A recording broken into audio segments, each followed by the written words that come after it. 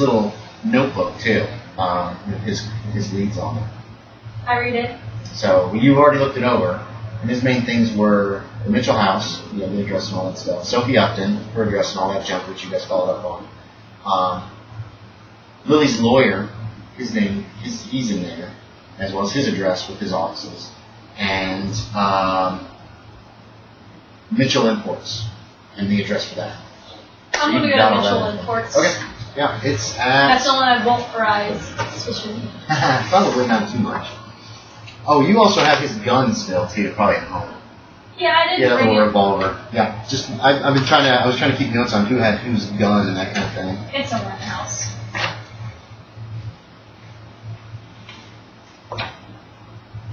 Mitchell Imports, 321 South Main Street. It is looks like it's a good-sized office inside of like a two-story building. It takes up the first floor. I guess there's maybe a dozen employees. That's what you can kind of figure from out front. Is Mitchell Imports just like an importing company? Does it have... That's what it looks like. Is it a supplier one? It looks like it's an import, but you're not sure. You probably have to talk to someone inside to find out exactly what the business is. Alright. I look all made up. I'm going in. Yeah, you do. Okay. There is a secretary near the front door who greets you. I actually have a picture right here. All these terrible Chinese people. There she is. There, we'll turn this over. Let me see if you actually get to know her at all. She greets you with a large smile and says, "Hi, can I help you?" Hi, I'm here. I'm part of the Kennedy family, when you know the one with the canning business. Oh, yes, ma'am. Yes, ma'am. I do know the Kennedy family. I know of them. Yes, ma'am. So I'm Irene. My father was looking into other businesses, seeing what we could branch into, partnerships and stuff like that. Okay. We would like to see what Mitchell Imports, because we're not sure they're going to still stay open because of all the fiasco that happened recently. Not either. You're not either? I'm not sure. No, ma'am. I tell you what. Let me call Mr. Thayer. He's the manager here. He's been running Mitchell Imports for forever. Let me call him up and maybe he'll have time to talk to you. Do you have? Yes, I have time. Because if not, if you guys are going to go under, I could talk to my father, see about we can buy the company or help do a partnership. Oh, that would be great. Stays. Okay, one moment. She dials on like an inside phone, and yes, Mr. Thayer, there's a Miss Kennedy. Miss Kennedy here with the Kennedy Cannery. Yes, she would like to talk to you about Mitchell Imports. You have time? Okay. He'll be right up. You want to have a seat? There's some magazines, Life magazines. Right, thank you, Miss. I'm Dolores Smith. It actually has her name on it. Okay, sorry, I should have said that right at the beginning. Okay. Has her name. You see, there's a typewriter there. Miss Smith or Miss yes, Miss Smith. Yes. Thank you, Mrs. Smith. Thank you so much. I'm so sorry about this tragedy that's happened to you guys. I didn't know Mr. Mitchell very well. You can do me a psychology check. This is why you leave your dice out. Caitlin, it's been a bad influence on you. She is a bad influence. I usually just stack them and have them all ready to go. 99. Okay, yep. She seems completely legit. Mr. Thayer shows up after a few minutes. You can actually flip over Miss Smith's name because she gave it to you. Here's Mr. Thayer. He is a mousy little man with a bad haircut and a ratty little mustache. And he goes, Miss Kennedy? Yes, hi, Mr. Thayer. Sam Thayer. Come on back to my office. Yes, come on back. I'm sorry about the tragedy that's befallen you. Oh, yes.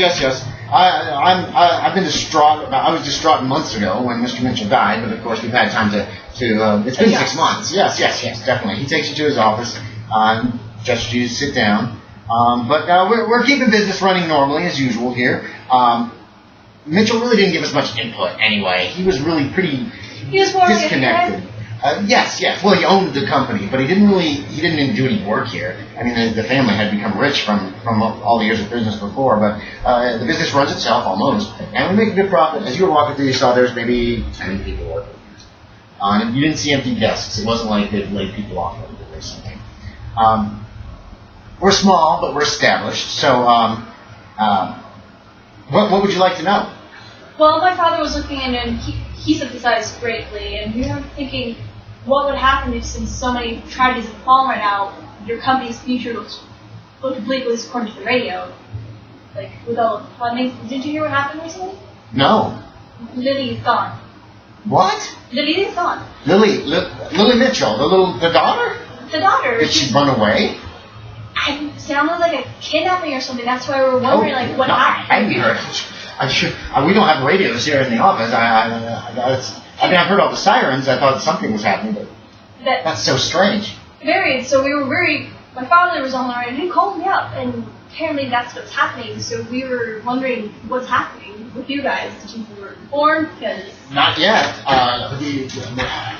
Well, this really doesn't affect me unless the company goes under. But see, we because I thought she was in line for it. Yes, that's what I understood too. Her lawyer is Beardsworth, I believe is his name, and he's up the street.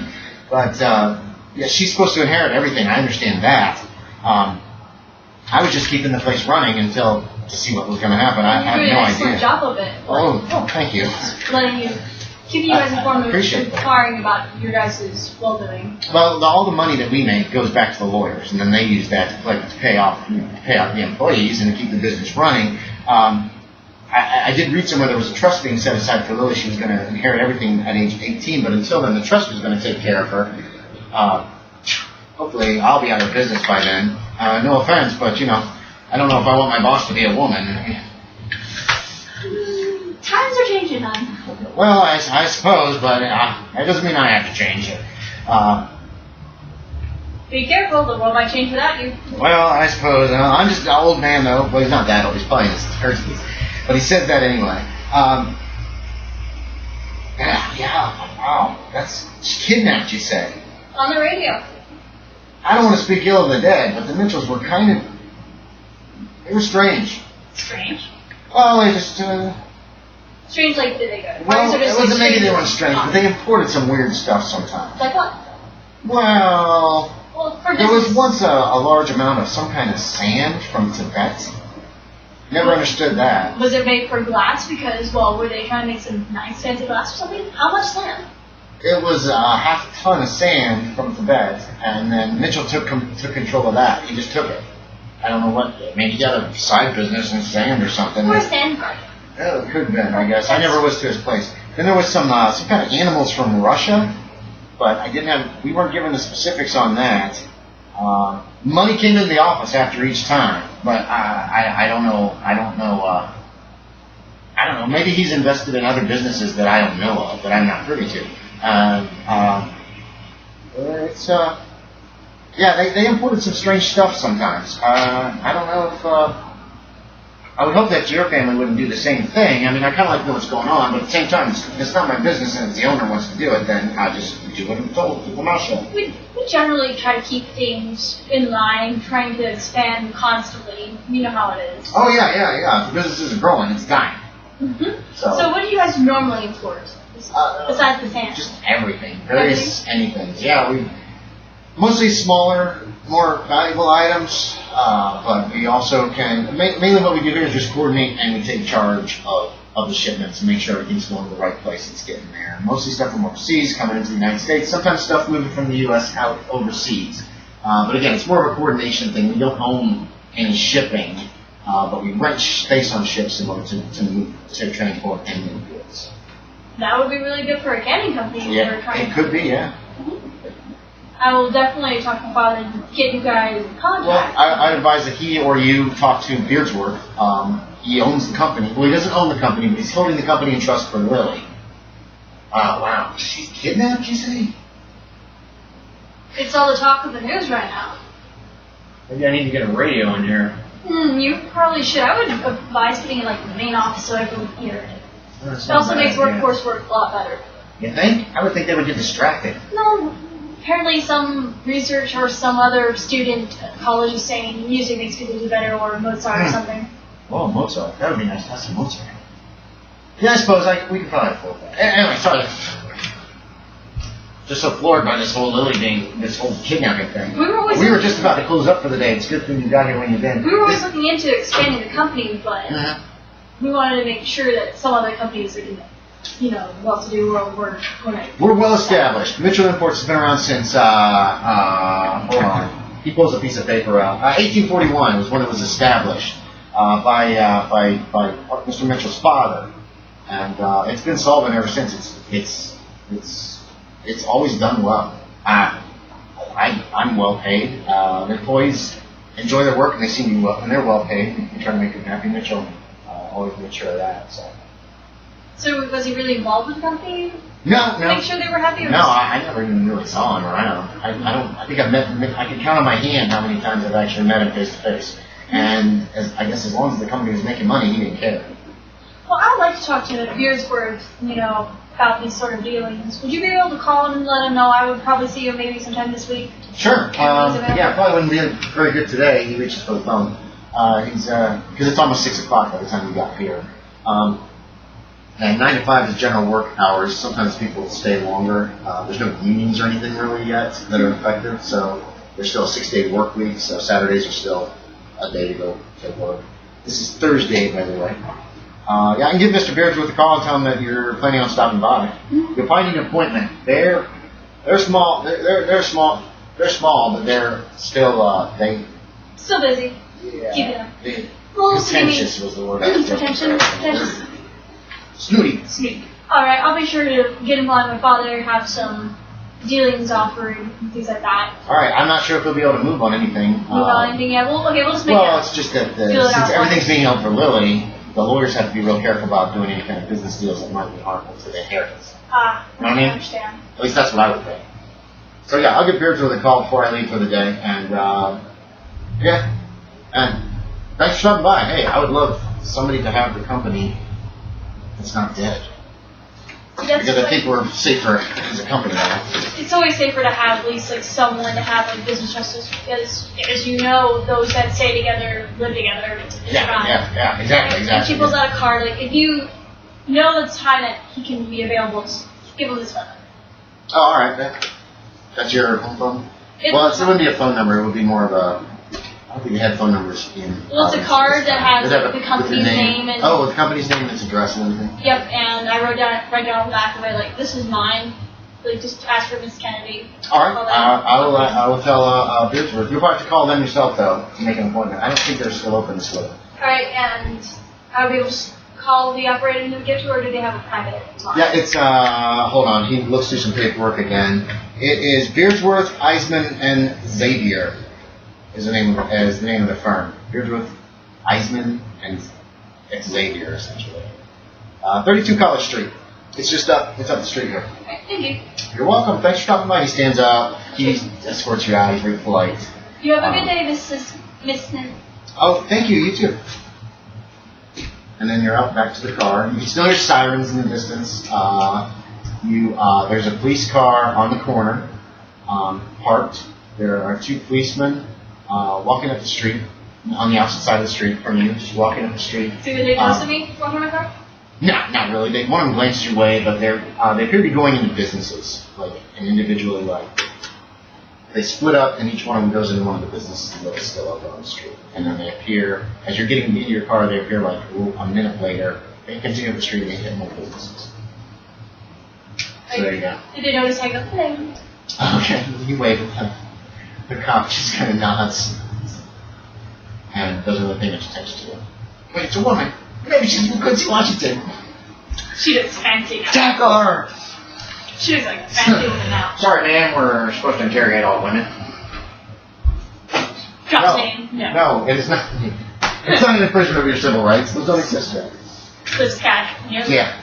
Okay, so you've got Beardsworth's address. You know where he lives. That's actually in the little book. And head back. Okay. You still don't go home? You're heading back home, sir? Because it's after hours, because the only place was the lawyers. Yeah, they're probably closed by now. It's after 6 o'clock. You drive home, again, you don't run into any roadblocks or stuff, but you do see a lot of police out. And there's not as many sirens in the distance.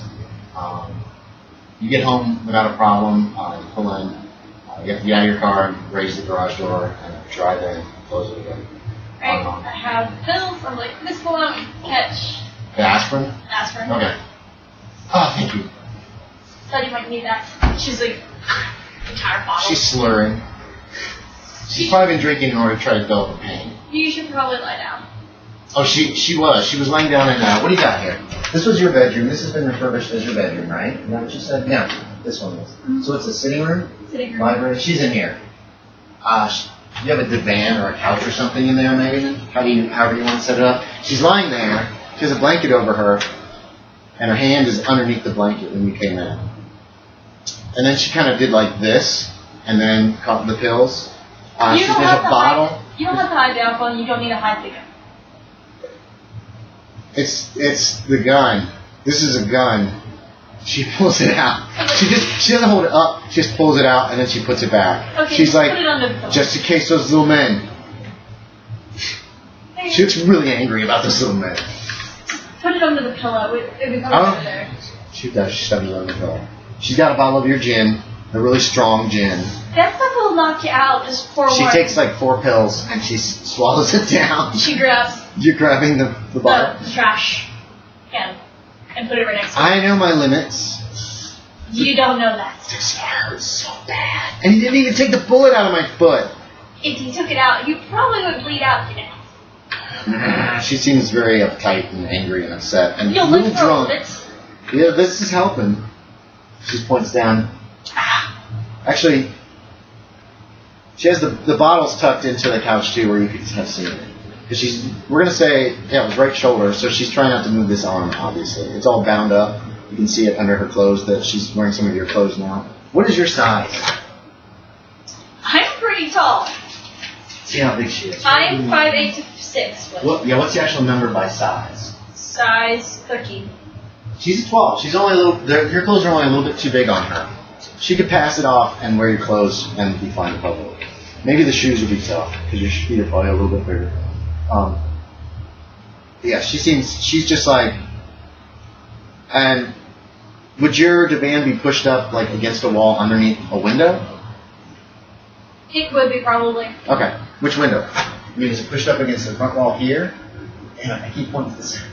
Is it pushed up against the front wall here, or would it be here, or where do you want it? Right there? Yeah, so the curtains are drawn. Actually, the curtains are drawn on all these windows, but you notice, but she kind of does one of those numbers while you're in the room, too. So she's kind of keeping an eye out. But she's obviously trying to stay off her feet and do her job. Yeah, and well, get inebriated enough that the pain is not as bad as it was. I'll check with Nissa, but I don't think she'll have a problem with that. Alright, just be careful with that gin. I'm really strong. Just enough to dull the pain. I go up, is Lily up yet? Lily's still unconscious. You did a lot of damage to her, so she'll probably be out for several hours. Hi, Quincy. His name's Quincy. Yeah, Quincy Walsh. Don't worry, I'm not hurting her. We're just going to keep her unconscious. Don't hurt her. I won't. Okay, he just watches you very carefully. Takes it. I don't think Quincy has any reason not to trust your character. Mm-hmm. I don't think she's ever done anything that's been like shady towards him. So he'll give you the benefit of the doubt. She got expertly because people did morphine a lot in the 80s too. So she expertly Yeah. Yeah. Takes it. And give her a few cc's, enough that it won't kill her, but it should keep her. Squeezes the arm, make sure she can get a vein. Yeah, you do. Pop it in. Give me a first aid or a medicine. Just see how easy it is. First aid is going to be down. First aid's at 30 at base, and I think medicine we probably don't have anything in there. So first aid. 42. Okay, you have a little trouble finding the vein, but you eventually get it. Yeah. So you get it, you inject her, and she seems okay. She continues breathing normally. Gonna leave this here. How many hours would it stay in effect? If you give her a really good solid dose for her size, I would say 5 or 6 hours, probably. Give me when that clock says what time is it. There's no clock it's in the attic, remember? You're in the attic, there's like some blankets that have been thrown down on the floor probably for her. Do you need anything? Do you need what? Drink, food? I'm fine. Okay. Positive. He just kind of blows you off with, I'm fine, I'll be fine. He's just watching the... I'll come back up around, that's 5 hours, 6, Well, you guys haven't had any supper. The last meal that Washington prepared for you guys was lunch. And it's probably closing on 7 o'clock. I'll go make dinner about 5 to 6 hours. I want to give her another dose. This is just going to keep her asleep. Okay. And I disappear. Yeah, get back down the steps. I'm assuming it's like a regular stairway that comes up to a door that leads into your attic. Probably this back set of stairs actually continues up to an attic door. And it's really nice, and whatever junk you want to have up there, you could. There's probably old distillery crap that you've shoved up there, old chairs, old tables, whatever. What else do you want to do? Makes food for everybody. Okay. Yeah. And just eliminates it. Puts a clock up there so you can see, like, I'm not here by this time, get me. Okay. And set up for the night, boom. You're done. You're ready. You have a nice dinner? Yep. I guess so. Miss Malone eats with you? Would that be... We'll see. What? How good it is? How good it is. No, you don't have to make a roll. You're not going for anything fancy, are you? Nope. It's just like some cooked food that people can eat and enjoy. Yeah, it's fine. Tastes fine. Just feeding everybody, make sure they're not going to die. Yeah, they probably won't. There's water in the house, of course, to drink. There is... Give Quincy a pitcher and a glass of water. Okay. Yeah, that's good. You've just finished eating when there's a knock at the door. Doop, doop, doop, doop, doop. It's Howard Smythe. Hi, Howard. What's wrong? I was just worried about you, Irene. Is everything okay? Everything's okay? Yeah, my friend with the headphones, she's drinking it off right now. Who is it? That's Miss Malone. She's yelling from the sitting room. It's Howard, the one who let us borrow the car. Don't throw up. He does this number, but he can't see her from the front porch. Are you sure everything's all right? There's been this on the radio about this gang of women and this Negro, and you had a Negro in your car, and then there was a lot of women in the car as well. Sometimes I hire a servant to clean up. Well, yes, I thought that you had that Hispanic lady, that Spanish woman. I change every time. Oh, I see. I'm worried about you, Irene. I'm just so very worried. There was so much blood. Wellington. Come this way, and I kind of take him to the library. Okay, yeah. He knows we're supposed to study here, and I do drink at all, Howard. Yeah, you know Howard drinks a little, but he's not a teetotaler, but he doesn't. I give him cognac. Okay, yeah, he'll take it. Yeah. It's fine. We were just a little bit over our heads, a little bit intoxicated. Irene. Wait, let me give him a psychology check. It's a wonderful 5%. Like, she's intoxicated. Okay. She did sound it, but The blood? There was so much blood. There was just blood everywhere, and you stank of gunpowder, Irene. I did? Yes. Oh, that's terrible. You smelled, everyone did. The entire car smelled like you'd been... Could cars actually do that when they get damaged, with oil smell? Gunpowder? No, it smelled like explosives. Maybe it was. And then there's all this talk about these raiders who had attacked this house. You didn't have anything to do with that, did you? Why would I? I don't know. It was only a few blocks from my house, and they say that this Cadillac drove like crazy and smashed into things, and then they said that there was a little girl and a Negro and an older woman, and all those things were in your car, Irene. And it seems like very many facts are starting to come to the point where, have you gotten mixed up in something illegal, Irene? I mean, really illegal, not just the alcohol? Or, do you even know what I do, sweetie? No? He probably doesn't know that you're like a supplier and all that stuff. All he really knows is that you like to go to the speakeasies. I don't know, what have you shared with him? Would you have shared with him? Did I go to speakeasies? Howard, let me tell you something. I pull out this bottle. This is made by me. What? There's nothing strange about this. I told you wouldn't like the way I play. Well, I'm not in total agreement with the government either. Really? You make, what is, he pops it open. I mean, this is very strong gin, Irene. I told you. Where would you make this? Do you make it in your basement, Irene? You just kind of looked at it. Do you actually make it in your basement? Yes. Okay. I didn't have that information. Show me this gin making machine. He still seems to be skeptical. I take him nothing. Okay, and he sees it. It's a big rig to set up to make gin. Like juniper berries, and he also sees potatoes. I'm like, I told you. What's gin made out of? Gin is made out of juniper, I think. Is it? Okay. Pretty sure vodka is potato, juniper is gin. Yeah, vodka's potatoes. Because my mom's allergic to juniper berries, and she can't have gin. Really? We had some gin one time somebody brought. It was so old that it smelled like pot. Pretty sure it's juniper. Distilled. Yep. The dominant flavor is juniper berries. Pretty sure it's juniper. Huh, I didn't know it was juniper berries. My mom's allergic to it, so. Huh. Okay, yeah, so you'd have juniper berries, you'd have distilling apparatus. There's a good source of running water. You probably have a big spot sink or something. You need that to cool the pipes and all that stuff. Oh my goodness. I told you, this is normal. We There's got a bunch of bottles laying there. So, Howard. So you do all the work actually making the gin yourself? I don't trust Betty Eagle. Pride in your work. I like it. Okay. Well, still, the prohibition, it's ridiculous. But to be involved in this other thing, are you involved in just alcohol is my main source of side income. Yes, but the little girl and the Negro and the old lady and this woman in the backseat that was claiming there was no little girl in the car. It was that woman that was bleeding. She was really drunk. She didn't strike Wellington as drunk. He said that she did not seem drunk. He said that she seemed quite stone cold sober, as he put it.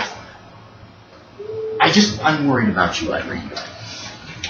You don't have to be worried. This is pretty normal, but no, that was just one of those. This is normal for the speakeasy business? Unfortunately, yeah. He's going to try another psychology test, even though he has a terrible, yeah, he doesn't. He buys it.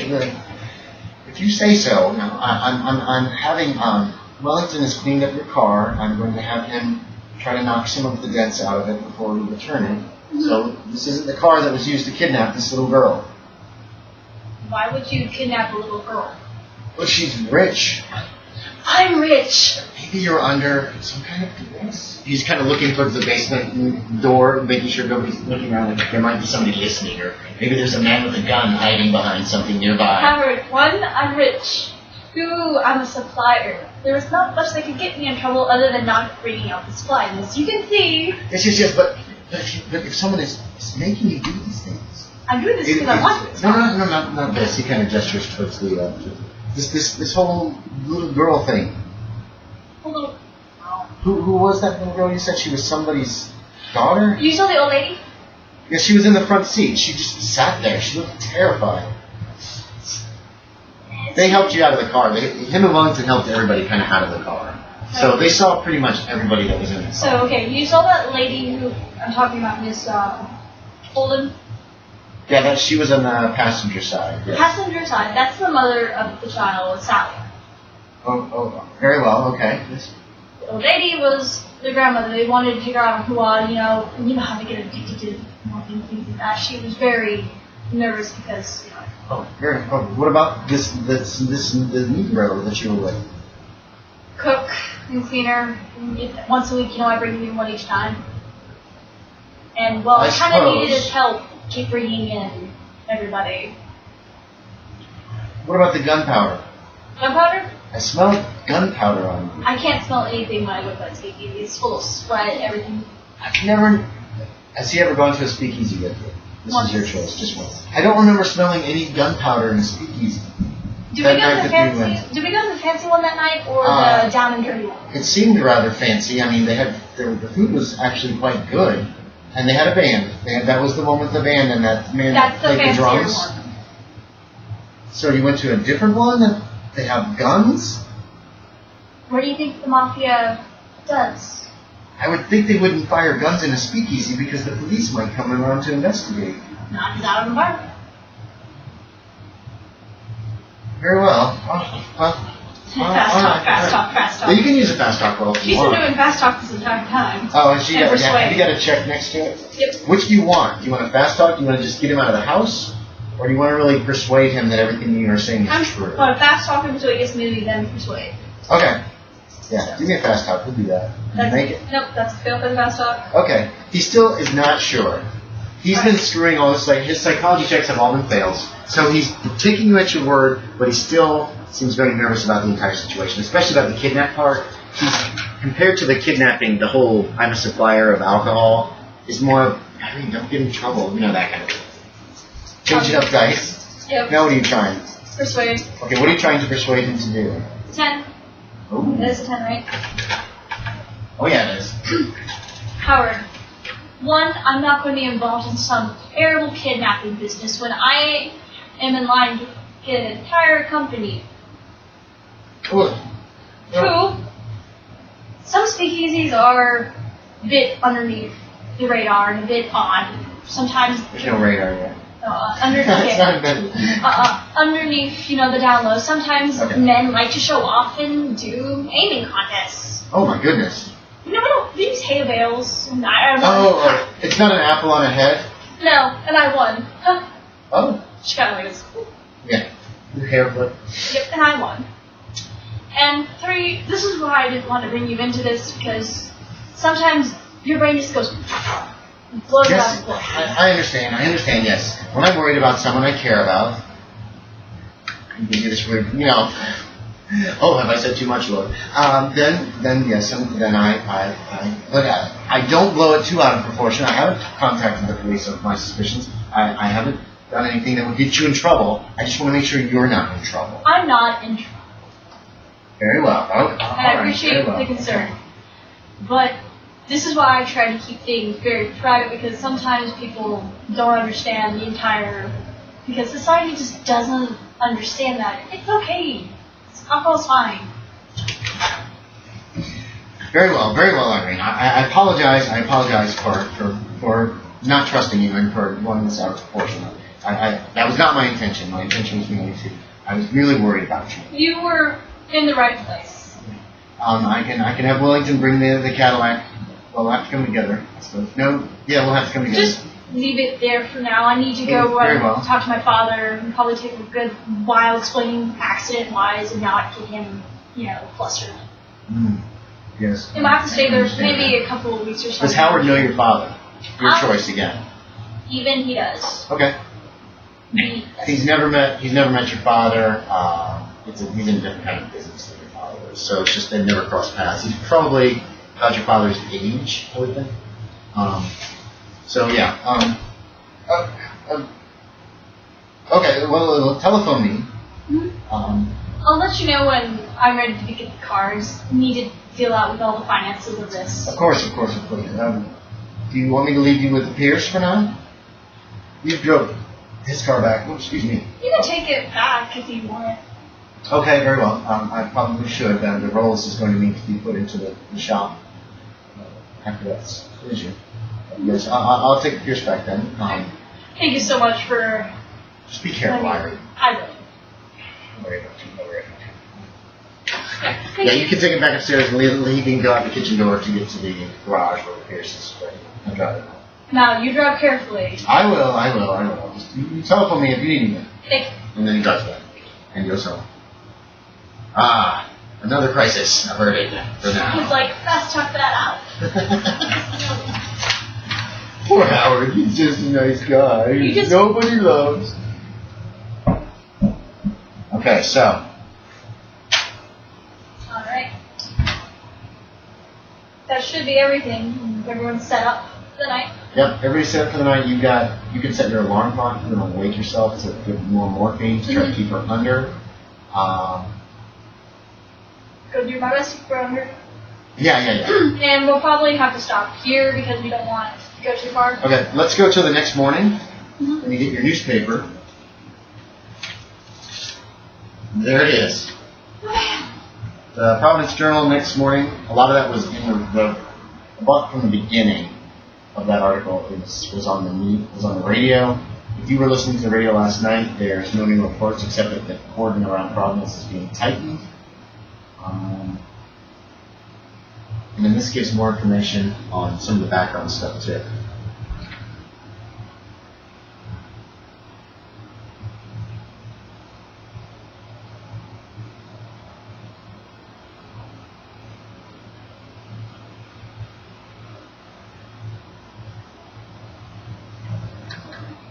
time to get Quincy a wig. Quincy's hair is growing back in. But it's patchy. It's not very thick yet, because he's only letting it grow for about a week.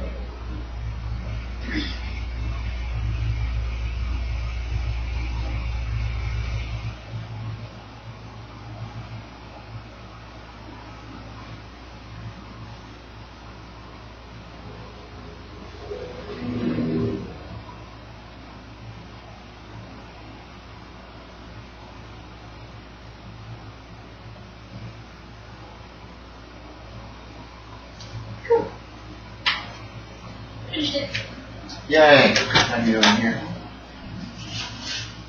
And that is where we can wrap up this short session. Wish other people had come. Hey, questions, comments, suggestions? I like it. Do you think you could ever get like a map of the town, like the main business thoroughfare or something? Or just like an idea? We got. Let's turn this stuff off a little bit.